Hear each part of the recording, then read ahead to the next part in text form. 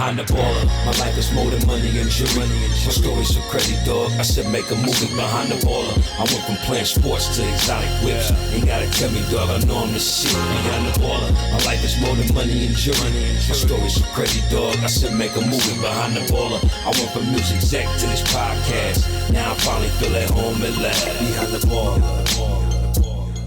Yo, what's good, ladies and gentlemen? You are tuned in to the #1 free game business podcast in the universe and in the Metaverse. We are, no cap, a top 10 podcast in 18 countries, and that is without a major studio backing us. Anyways, this is another brand new solo dolo episode of the world famous award-winning Behind the Baller podcast, coming to you in 12K high definition THX sound, brought to you by none other than the captains, aka the Dust Brothers, Miles Davis and Jordan Winter, aka the podcast producers of the decade. I am your host, Benjamin Baller, Never Benny Humble, aka the Korean Ben Mendelsohn, also known as the Wash Lord. When you beat all the other washed up dads, you face me. I am the final level. Guys, happy Monday, BTB Army. What is really, really, really good, y'all? Man. So what do you guys fake caring about today? Well, let me tell you what you need to be fake caring about, okay? My official Bathing Ape drop date, as I've told you guys, as soon as I found out, boom, the internet is kind of late on it. We drop, not tea, but I drop real shit here, right? For the followers, for the BTB Army and all that. My official Bathing Ape collaboration for Los Angeles is this Saturday. That's May 7th from 11 a.m. to 1 p.m. It will be a full-blown meet and greet. You can bring your baseball cards. I'm basically going to be signing shit. You buy a t-shirt, cool. If you're that lucky to get a t-shirt, you need to pull up, okay? There is a very, very, very limited number of shirts. All right, let me give you an idea. When I drop a release of merch on my website, whether it be the Ben Baller Strain, whether it be BBDTC.com, whether it be collaborations here and there, there's usually a 500 to 1,000 range is what I'm dropping, right, total. So just know that that's pretty rare, okay? So when I say it's really, really, really rare, I can't tell you the exact, number, because that's just how Bape operates, and they're, a billion-dollar corporation, billion-dollar company, and there's very few, I can count on one hand, less than one hand, how many billion-dollar true streetwear brands there are. Okay, Supreme is one of them, Bape is one of them, and I can't name any others off the top of my head. That's for goddamn sure.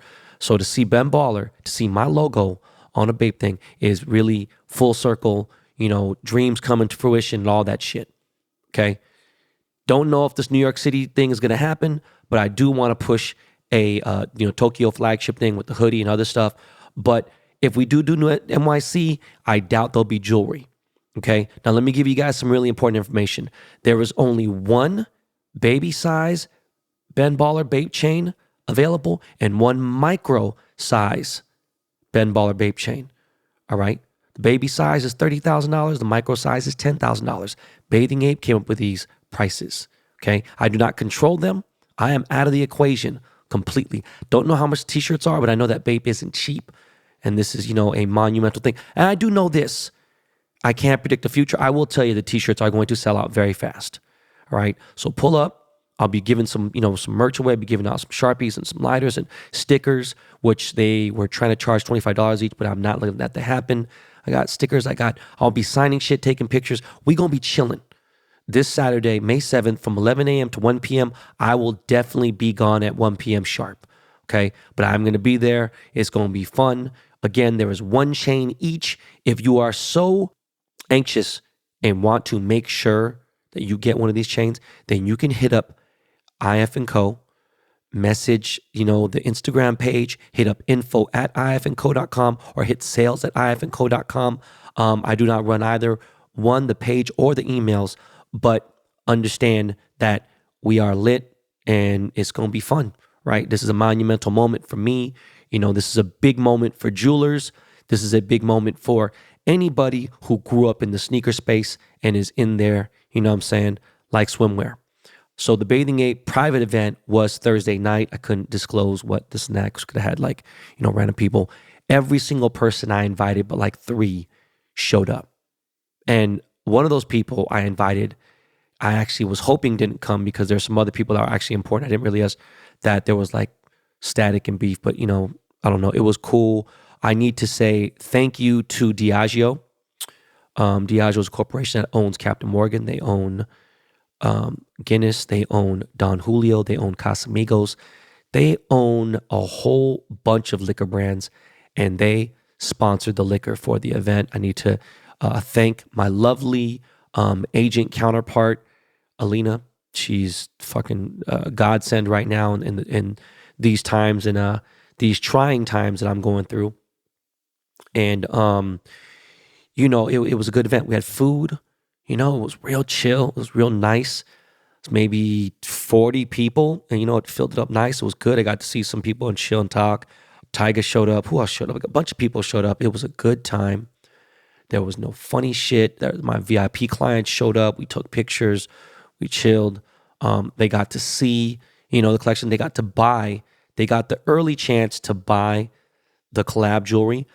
The thing I didn't understand was they did not let anybody buy the t-shirts, which was really just the most weirdest thing to me because, I got a very small, limited, hands full of tees.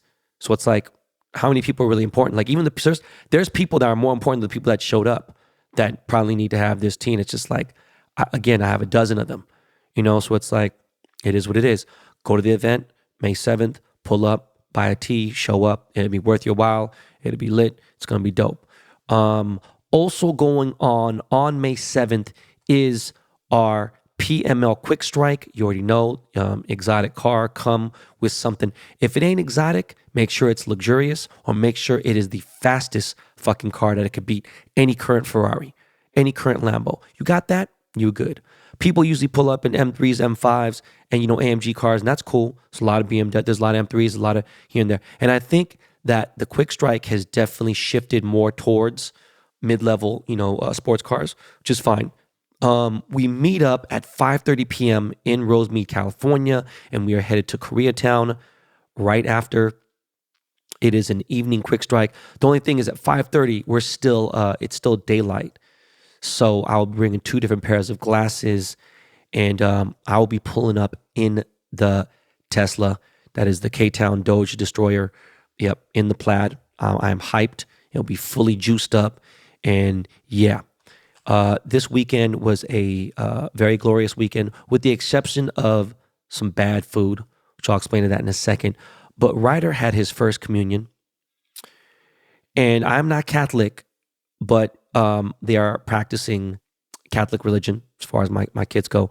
And more than anything, because my wife and her brother went to Catholic school for most of their lives, it is more so for structure, right? The structure and discipline in a, Catholic school and things like that. It just helps, and it's a lot stricter and it's here and there. And of course, people are like, oh, private school this, private school that. Look, man, whatever is better for them. Public school, we tried it, didn't work. They've only been in private school all their lives. So it is what it is. So Ryder had his first communion this past weekend. It was a lovely event. It was a lovely occasion. It is a big moment for him, for his faith and everything. He'll decide later what he wants to do. I'm not going to let that part rub off on him at this early of an age. But right now, for the most part, there is good structure. There's this, look, I believed in Santa Claus, believed in the Tooth Fairy and all that shit when I was, young. It's for him to figure it out later, right? London had his first communion in the pandemic, so that kind of sucked, but it was a good thing. I'm starting to get to know my kids' friends' parents more. My wife is all in with them, but as you guys may know, I'm a little more, busy, so I'm involved in the kids' lives. 100%. But some of the extracurricular activities with the kids' parents, I don't know. I know, their best friends' parents, of course, because they do sleepovers and, all stuff like that. But It's just a different thing. You know, we had a nice first communion brunch. It's a big deal for some people. It's a fucking huge deal. And, you know, we went to the Americana, and you don't already know I love the Americana. Shout out to Jake and Tony at the Crusoe group, sorry. But it was nice. It was a great day. And then, you know, what's crazy is right after we had, you know, a birthday party. And, you know, there's a lot of parents that listen to this show. Okay. So, you know, birthday parties are a little tough. Meaning, you know, you want to give your kid a great birthday party. It's an important thing, especially in their life. It's, you know, next to Christmas, it's probably the most important day to them, right? You want to make sure they get gifts and everything else. And it's like, it's a little different in our household. Let me explain. Our kids lived a very privileged life. I don't think they're any better than anybody else. You know, our kids some of them have more struggles than the average person.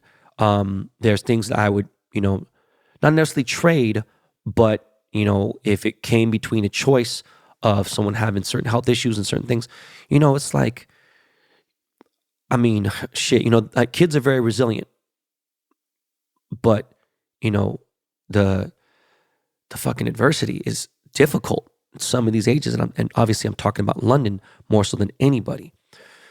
So, you know, when you have these kids' B-days, you know, you got to compete sometimes. Sometimes, you know, school might have two kids are sharing the same weekend. It's, you know, it's common. There's 3 different kids. So there's kids that have different views. Sometimes, you know, Nick had to go to one birthday party with Kaya, and I had to go to the other with London and Ryder.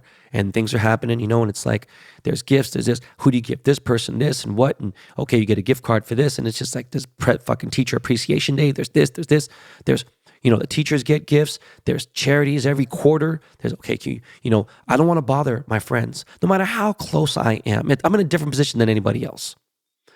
I used to ask my homies, all my rich homies are successful, and be like, yo, hey, my kids have this thing. Can you sponsor them in class? I don't want to do that anymore.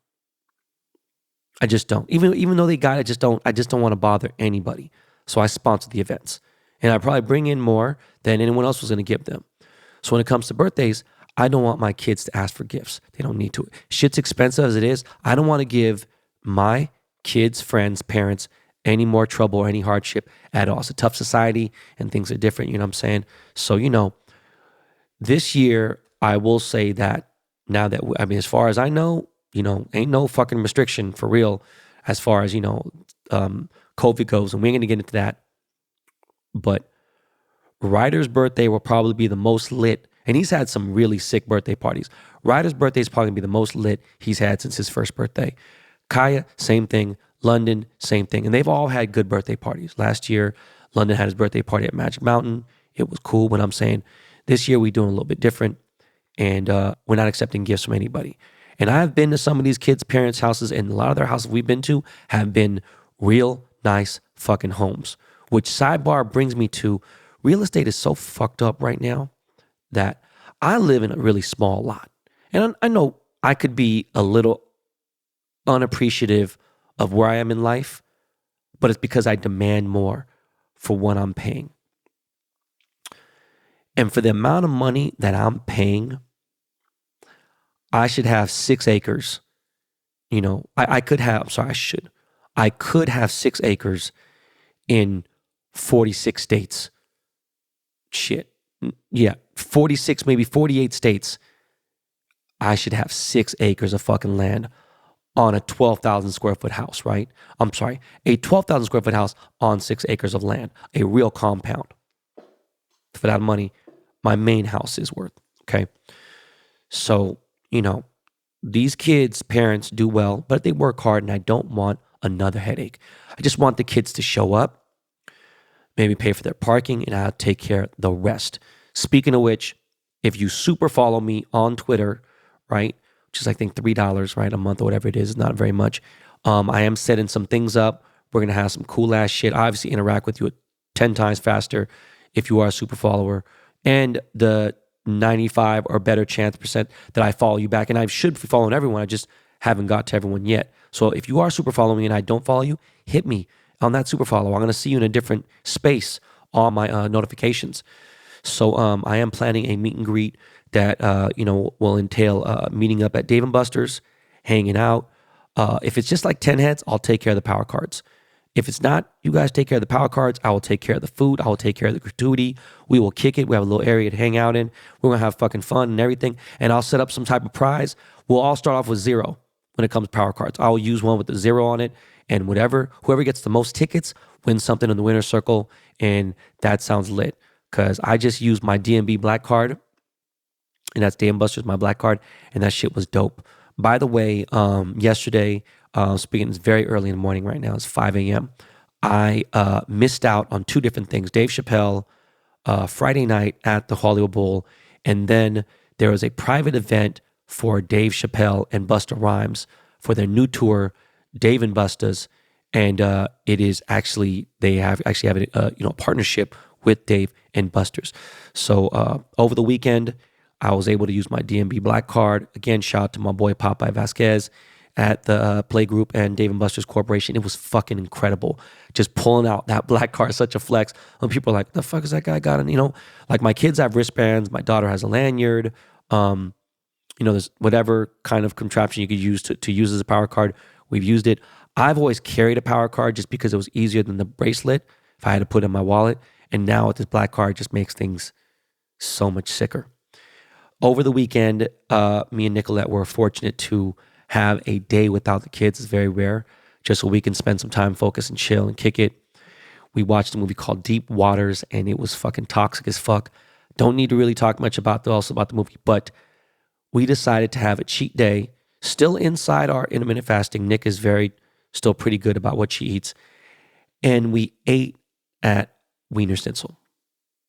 We postmated it, but let me tell you, there was a point in time where I loved Wiener Schnitzel.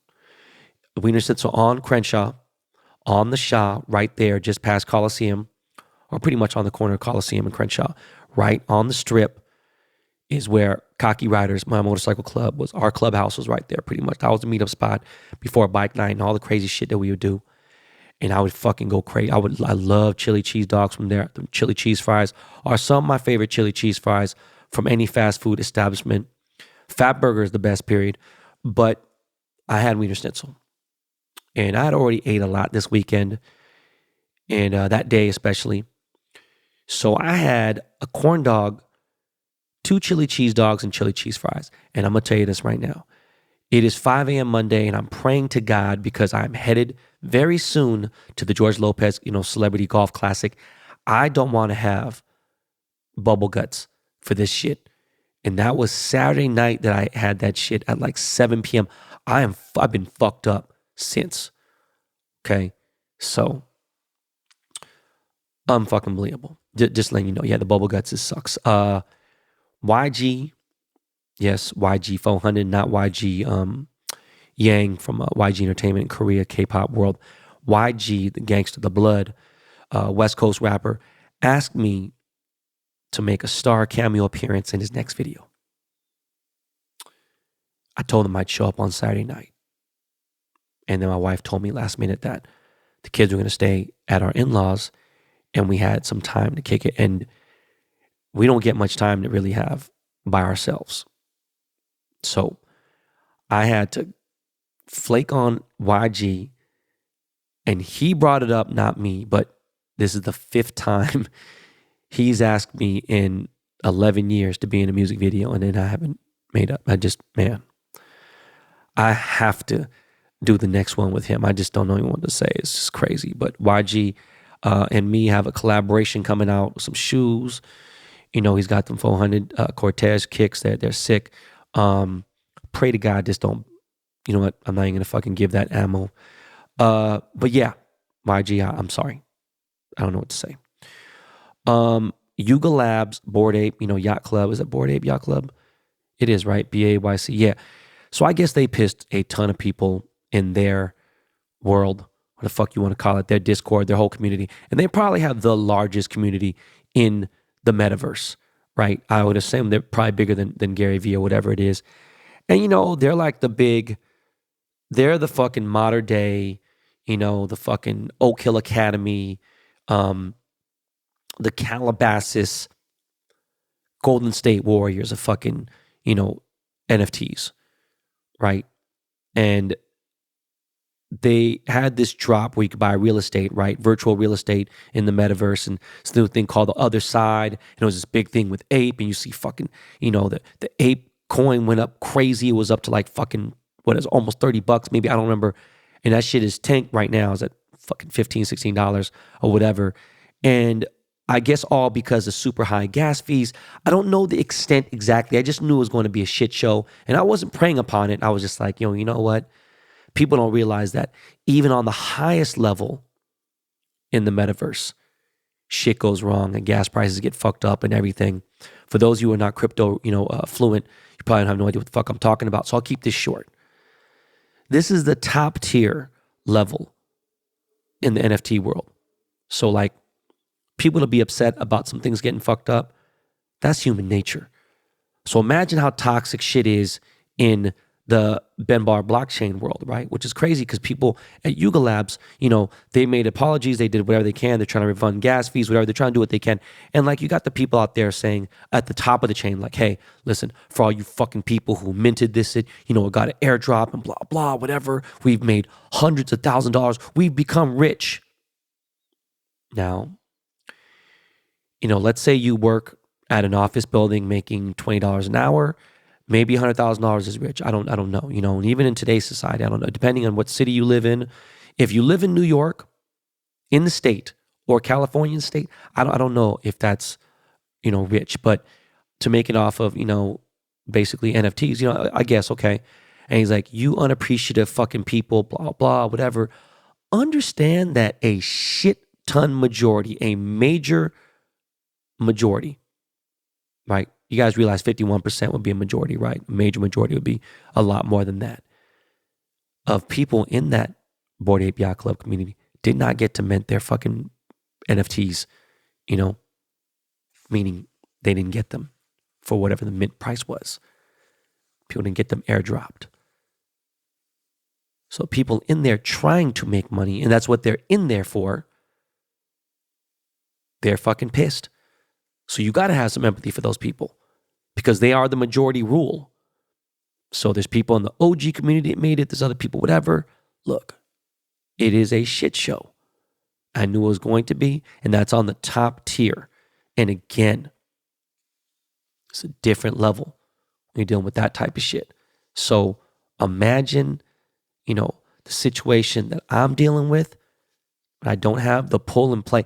And again, if I acted like conductor and went in and spent all my fucking time away from my kids and everybody else, now maybe if the level of ownership would have been different, shit, possibly. That's not what I came in it for. One. Number two, I didn't also come into it for money. That was never the case.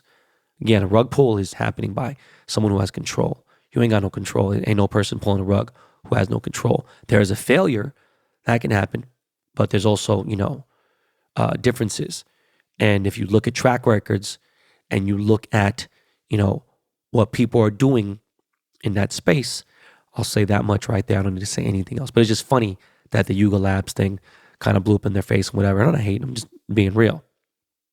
Now, you got people who I see from all ages, I hear it, it's people say, oh, how do you know what teenagers are doing? You know what? I got nieces, nephews. We got a lot of friends, kids, god kids that range in all types of ages. And you see kids who are 25, 23, and I'm sorry, they should be called adults, but some don't behave as them, some still live at home, whatever reason it is. And they'll be like, man, Ben, you be acting like a high school kid. Stop acting high school, you know what I'm saying? Like, you be talking about this, this, and this.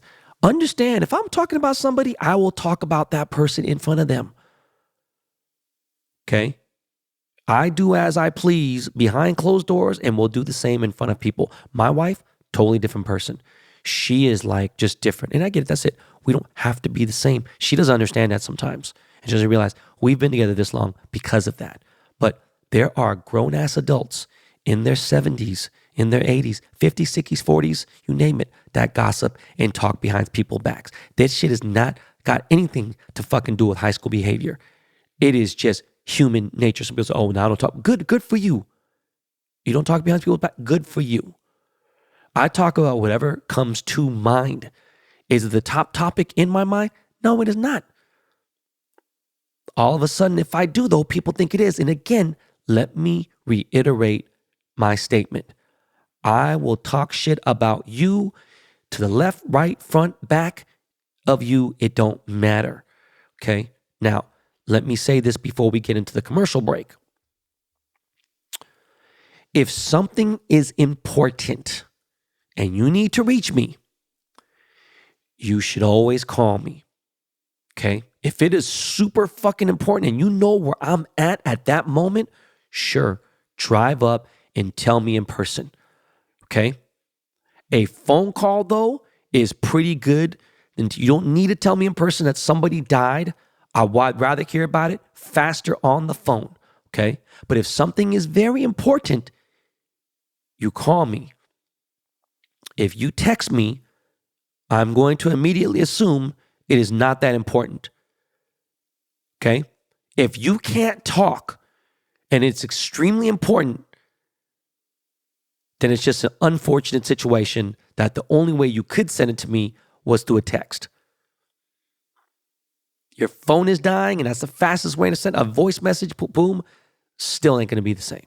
Okay? If I'm in a meeting and I'm busy or I'm teaching my kids, something like how to ride a bike or fucking how to cook something, whatever it may be, I'm in the movies, whatever that I could be doing, that's important. I'm going to see a missed call, an attempted call, a voicemail, something, and know that you made a real attempt to reach out to me. Okay? And because I haven't changed my number in 2 years, the longest I've had a phone number in 20 years, FYI. This is the longest I have not changed my number due to the pandemic, right? And my banking and shit like that. So because of that, I'm at over 1,000 unread text messages again. Over 1,000, okay? And yes, in those unread messages, there are some important messages possibly important to them, maybe possibly important to me. There are people in those messages that owe me money. And I still can't get back to them. All right? I'm not talking about, being outside some nightclub and I'm trying to get a hold of some day party and be like, yo, it's Ben, can you get me in? What's up, man? I can't get it. I'm not 25 years old. I'm not 21. I'm not trying to get in no club. The fuck are you talking about? Okay? It ain't that important? Okay, guess what? Email me instead then. It ain't that important? Text me. You want to shoot the shit? Text me. Cool, whatever. Sure. Oh, you're on a plane? You can't talk? Okay, don't call. Sure. But if I owe you money and you're on a plane, it's not important. Trust me, you're going to try to call. You're going to try to figure something out. All right? Now, if you don't have my phone number, sending a DM, sending whatever, some ways that's just the most important. Cool. If I happen to come across it, cool. But if you have my phone number, then chances are I don't mind a phone call from you. Now, if you don't want somebody to call you, they shouldn't have your fucking phone number. What's the fucking purpose of them having your number? Give them your email address and don't feel bad about it. That's just what the fuck it is. All right, guys. Miles, throw on some music, man. And I need to get my ass in shape, man. I need to get the fucking... We're going to Miami for Jordan's bachelor party. Like, I need to get fucking right. Yeah, what you hear right there is the sounds of my man, Lakey, at Lakey Inspired. I was gonna say Lakey Lake, but you know what? He just wants to be Lakey, right? He could be Lakey Lake on the fucking podcast. Fuck that. But he wants to be known as Lakey. We're gonna get into these commercials real quick. We'll be right back, y'all.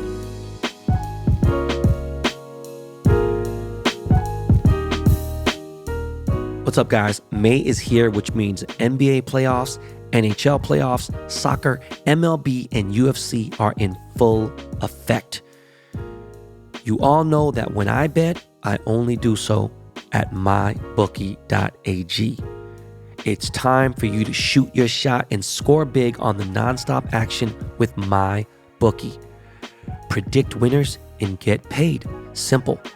Sign up today with MyBookie and use promo code BenBaller to make your first deposit. UFC 274 is live this Saturday night, and you can wager on all the fights in any style you want, including parlays and live bets. My bankroll is up 2.5 times what it was by taking Captain Picks and using my bookie. So that's something to think about. Okay? Cash tickets with me at mybookie.ag using promo code BenBaller. Bet anything, anytime, anywhere with my bookie.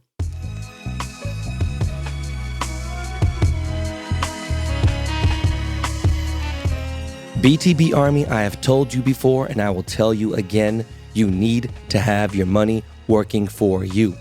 You could have your dollars tied up in all types of investments, but if you are a sports fan and especially if you are a sports gambler, you need to be rolling with us at Captain Picks. Honestly, we make it so easy for you that you don't need to do anything. You don't even need to know anything about sports to win on the daily, and that's no cap. Our expert captains lead our community of winners every single day in sports all around the world. Why are we the best? Because we care. We care about your winnings. We care about your time. We care about dominating and making it fun. Make friends and stack wins. No community in the industry is more knowledgeable. At CaptainPicks.com, we have experts making picks in NBA and NHL playoffs, worldwide soccer leagues, NFL football, MLB parlays, live stats, UFC, even rugby, and a lot more. Make money while you work, make money while you sleep. I've been a sports gambler for decades, and our captains have been at this for decades as well. Just because sports gambling is suddenly legal all over the United States and around the world does not mean that we aren't new to this. We are true to this. Okay, don't never forget that. Join us today on the daily, weekly, or monthly packages. If you get the secure, recurring subscriptions, there are savings available. Watch your bankroll go up. If you need to start slow, get the daily or weekly with promo code CASHIT, CASHIT, for the buy one, get one free daily or weekly. CaptainPicks.com. Break your bookie's bankroll. Just wanted to say again, we are so far away from being in a perfect Web3 world. Like not even 1% of the world is even in crypto. All right. That's just to let you know there is a long way to go. And as many people have made millions off of fucking Bored Apes, look, man, and I'm not talking about people who haven't even minted. It's people who have lost their asses. Okay. So you want to be mad, whatever the fuck it is. All right. Let's talk about this NFL draft. Right. Now, number one pick, who gives a fuck? Okay. I already knew what the fuck number one pick was going to be. Let me tell you, I'm not going to be talking about anybody else's teams. You already know what the fuck this is going. Okay. But the overall vibe of how I felt about this, they made this big, they fucking Vegas, all that shit. Look, the thing that sticks out in my mind more than anything about this NFL draft, especially the first round, because that's where the big things came out, is that these guys are dressed the worst of any NFL class ever.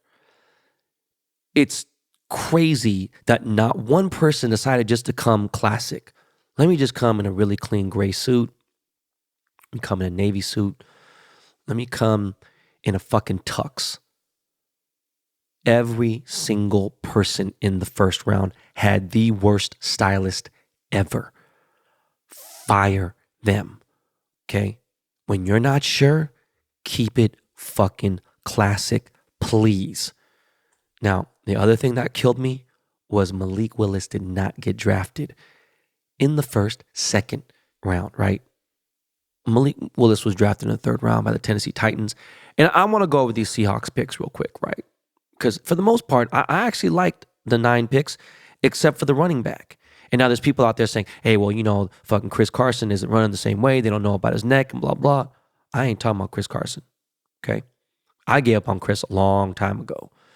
Injury or not, I gave up on dude a long time ago. The last time I fucked with Chris Carson was maybe the first season of this podcast when we had Quentin Jefferson on here. He was talking about Chris Carson runs hard.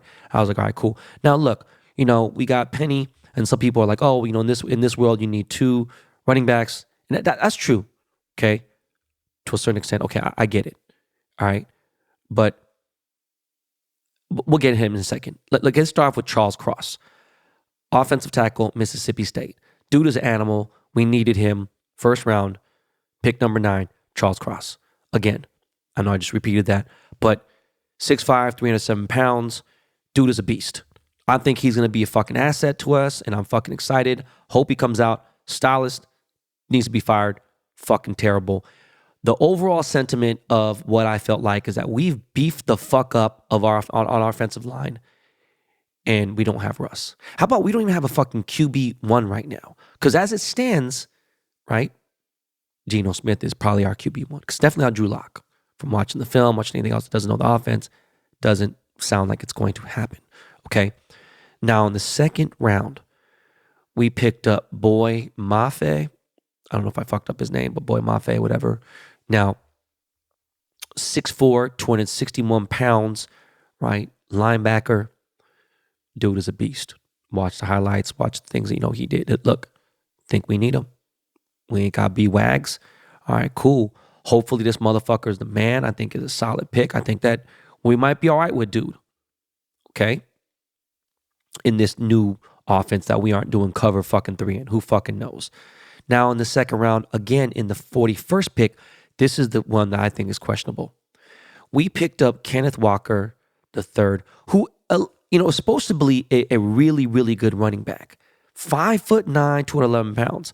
Not crazy about his size at all whatsoever. Dude is supposedly a beast. And, one thing that fucking Pete loves to do is run the fucking ball. All right?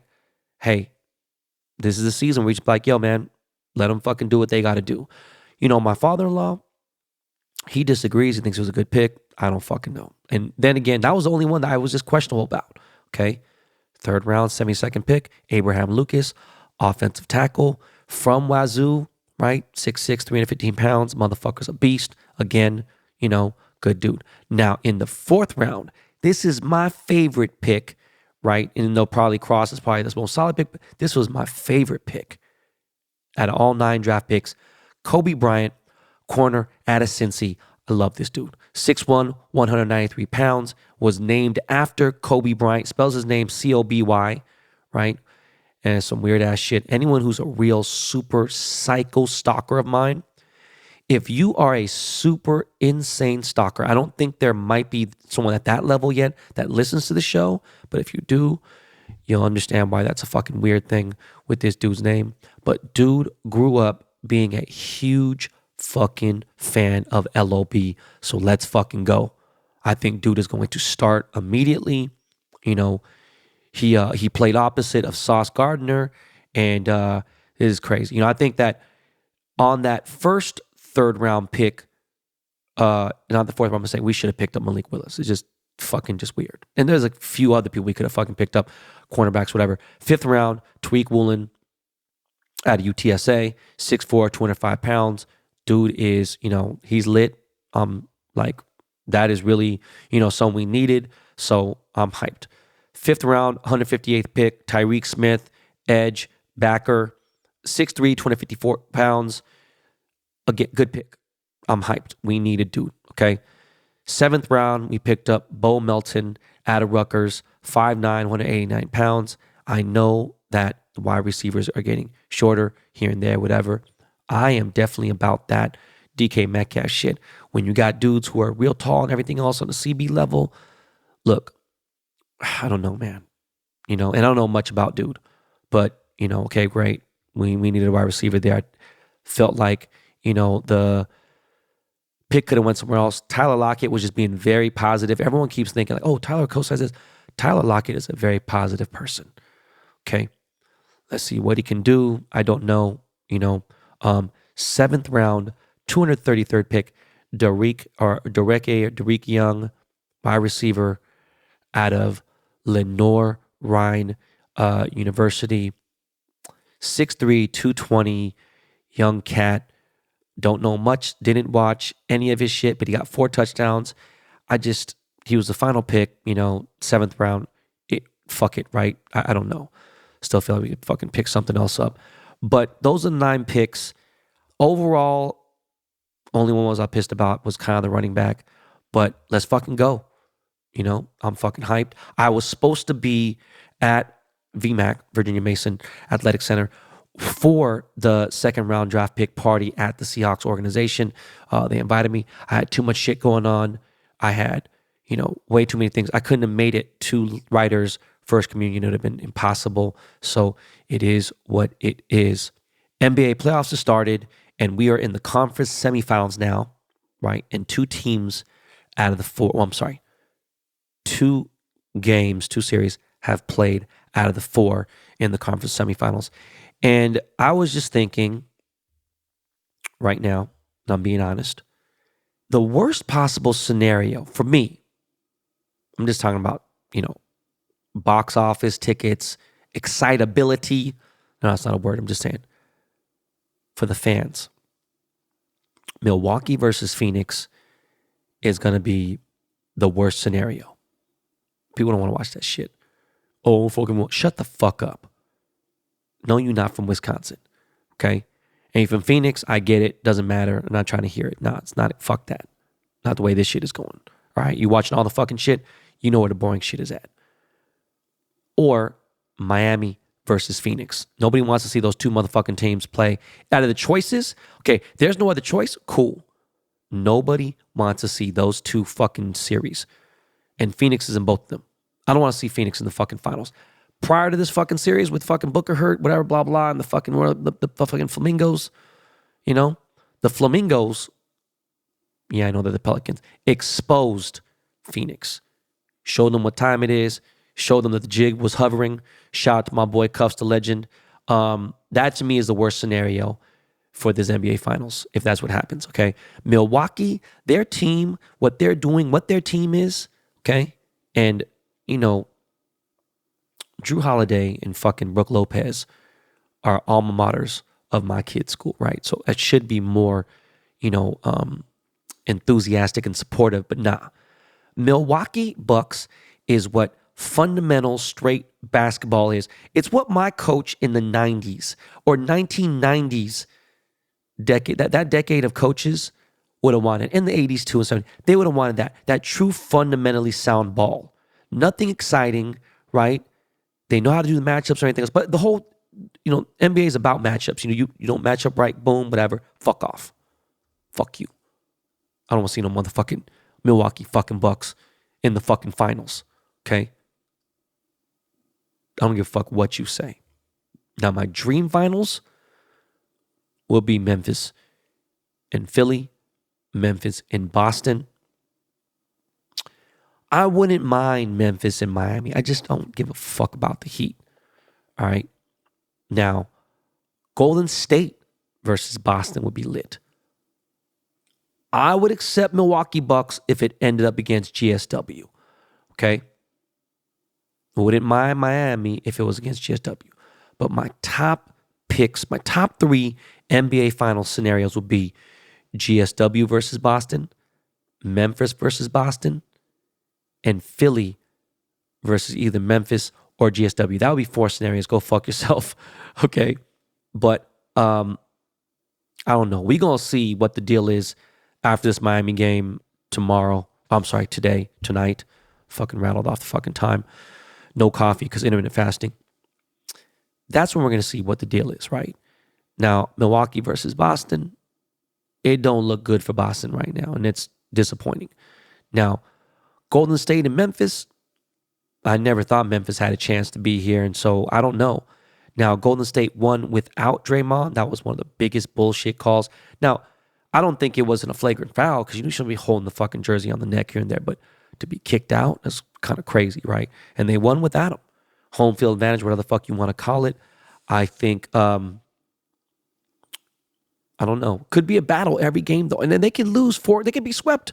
Still be a battle. Very close. Okay? Phoenix, Dallas.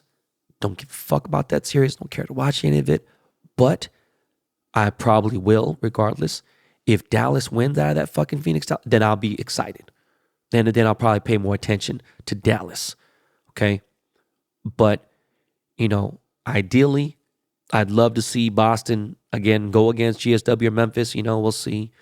But situation with Miami and Philly, all I need to see is that one game to kind of know where my energy is going. But for the most part, I'm kind of like 60-40 right now with the playoffs. That's basically what I've been doing. But, I'm not giving up. The finals should be pretty lit. I think it's going to be dope. And, baseball's still here. My boy Jock Peterson just got in town. The Giants play against the Dodgers today. They play tomorrow and Wednesday. I don't know if I'm going to make it to one of the games. I want to, but I definitely am going to do a Dust Brothers Captains Ben Baller San Francisco trip so we can go head to Oracle, check out a game. Maybe we'll see him play the Mets. If they play the Mets, I got to check out a schedule. But we got to do we got to do some shit because there's too many things that have not happened with the Dust Brothers, and I need to see my bros more. Because pre-pandemic, we was doing a lot of fucking chilling and a lot of Mendocino not so fried chicken sandwiches with that fucking barbecue sauce that is so goddamn good. As far as shit that I've been watching, Tokyo Vice, this latest episode was fucking off the chain. Everyone went left. This motherfucking thing is starting to pay off. Episode before that was really good. This episode was fucking crazy. Now, for those of you who really know me, you know I'm partial when it comes to Japan, when it comes to Tokyo City, when it comes to Yakuza and any kind of gangster shit, yet let alone Yakuza, you already know. I'm just impressed that fucking Baby Driver really is behind this thing. It's just fucking crazy. Okay. There was a documentary that I recorded called Rich and Shameless, and the first series is Joe Francis. And let me fucking tell you guys, okay? Now, if you are at least 13 in like 1999, I want to say, or was it in the mid 90s? Was it? I feel like it was right around like their heyday was. Let's just say you were 13 in 1999. If you were at least that old, you're going to remember Girls Gone Wild. Girls Gone Wild was a fucking infomercial that played late at night, usually on cable channels here and there, and it became a phenomenon. Joe Francis is a scumbag piece of shit, dirtbag, cocksucker, motherfucker, shit sucker, right? Entitled, spoiled, punk kid. I don't give a fuck if he was from fucking Idaho or where the fuck he was. He was in a boarding school and made all his money himself, whatever. Hey, he was a genius when it came to, understanding a market. But at the same time, he was a complete, total dirtbag, piece of shit, loser, scumbag, shit sucker, fuck dick, cock bitch, okay? And the fuck knows. This dude took advantage of girls, someone's daughters, someone's girlfriends, all that stuff, and be like, oh, whatever. No, fuck that. I'm not with all that punk shit. Okay, so there was like, basically, this was a documentary interviewing ex-employees, guys who took, people who knew him. All right, and this motherfucker's out, chilling in Mexico somewhere, living his best Roman Polanski life. And it was crazy, because I used to see this dude out all the time. I'd see him at all the clubs I was at. He's dated 4 girls that I know. Obviously, those 4 girls are famous, and just happens to be that I know them because we all hung up and fucking kicked it together. But dude was always a piece of shit. I never shook dude's hand. Never was like, oh, hey, what's up? Boom. Happened to be, at the same place with them. Been at house parties, all this other shit. You know what? Dude deserves every fucking thing coming to him. All the karma now. He don't got his kids, right? He has 2 kids that he can't see, whatever, and he's just piece of shit. I don't know if he's still rich. I'm sure he is, but piece of shit, 100% cocksucker. Even if you weren't 13 years old in 1999, watch the fucking, if you can watch it, I don't think you can. I had watched her after the NBA playoffs. Rich and Shameless, Girls Gone Wild. Magic Johnson documentary. Must see TV. Very difficult for me to watch a basketball documentary now about somebody because The Last Dance was so fucking good. It was so fucking good because I grew up in that Michael Jordan era and was more basketball fluent in that era than I was in Magic. But Magic, I was a much more bigger fan of. Remember, I am from L.A., obviously. Okay, don't get it fucked up. Don't ever get into the Seattle Seahawks shit fucked up. That happened by a random shot of me living, owning property, and owning a business in Seattle, right? Magic Johnson, to me, is the greatest basketball player of all time. Hands down, period. Got to see dude as a rookie, watch him on TV the whole night. I watched his entire fucking career. I got pulled over. Was it my sophomore year in college, driving to UC Davis because I just was a ringer in a wrestling match for the state finals, okay, at SF State, and drove straight from there to fucking UC Davis to catch up with my basketball team, and got pulled over doing 100 miles per hour in a Honda Prelude, and I forgot where the fuck I was, somewhere in the 707 area code, and the cop asked me, "What the fuck is this?" after I gave him my driver's license, because Magic had just announced he had HIV. And I was so fucking hurt by it that I covered my driver's license picture with a picture of Magic Johnson. And it was perfect because it was like I cut out the exact size of his face, high-res image from Sports Illustrated. I taped it closely onto my driver's license so it looked like, you know what I'm saying, the guy was, what the fuck was this? And it was crazy. It was a fucking black cop. It was a black CHP officer that pulled me over. Anyways, I've only watched the first 2 episodes of this documentary. It is on Apple Plus TV. It is fucking amazing. It's incredible. All the music, flashbacks, Parliament Funkadelic, all that shit. And I always knew he was a big Earth, Wind, and Fire, all that music shit. He's seen the other side of the team that I never knew about. Because Winning Time, I stopped watching. Couldn't watch it anymore. Some people loved it, whatever. I just couldn't vibe with that. Couldn't rock with it anymore. I don't know what it was. I'm going to try to watch it again because it is the Lakers. But something just threw me the fuck off about that show. Something threw me off. But this documentary, real as it gets, and watching the real insight about Magic, fucking incredible. Because this dude really brought Showtime. He changed the franchise. Different era than all this fuck shit going on now in the NBA. Okay? Now, other thing that's even worth watching is a television show called The Offer, which is a TV series, a reenactment of what it was like making The Godfather. Miles Teller's in it, and it is on Paramount Plus. This is highly recommended by Jordan Winter of the Dust Brothers. I have not watched it yet, but I've heard nothing but great things about this show. All right. But yo, guys, that is it. I got to get ready. I got to get the car washed, and then I need to head to the George Lopez 15th or 16th annual golf classic. I have not seen George in a while. We haven't talked. Actually, not that long ago. But I am excited. I usually don't have a problem with teeing off in front of other people. I did it fine on the last thing, but it's been 6 months since then, and I've had now 6 months of golf lessons. Have just under 20 hours of golf play under my belt, and I'm actually nervous as shit. So I'm trying to get that shit cracking. I have all the fundamentals down. I got the mechanics down. Now it's just my nerves. Shout out to the homie at Roger Dunn Golf Store who listens to the podcast. That was a very nice, pleasant surprise. And the last thing about golf, my son London has made the golf team at his school. It's fucking so dope. I took him to his practice on Friday. It was fucking it was amazing to watch. I'm just really hope that London can stick with this. It would be fucking incredible. It's like one of the things that we have been able to share. I don't play Roblox. Right? So other than that, there's some food and there's some movies we can share. But like father-son moments haven't been as super close other than they have been with me and Kai or me and Ryder. So this golf thing is like, this can change everything because I got the bug worse than anybody. Right? So shout out to TaylorMade Golf, obviously Mike over there. Can't wait to go to the fucking facility and get fitted. It is a fucking honor to be fitted by the same people as Tiger's been fitted. Shout out to my agents, obviously Matt Davis, Excel Sports Agency, Andrew Kipper. Kipper is, man. Shout out to Malbon Golf. Steven, if it wasn't for you, I would not have my coach, Ron Del Barrio, a.k.a. the real Roy McAvoy, the guy who trained Kevin Costner for the movie Tin Cup. Ron, you are a fucking legend.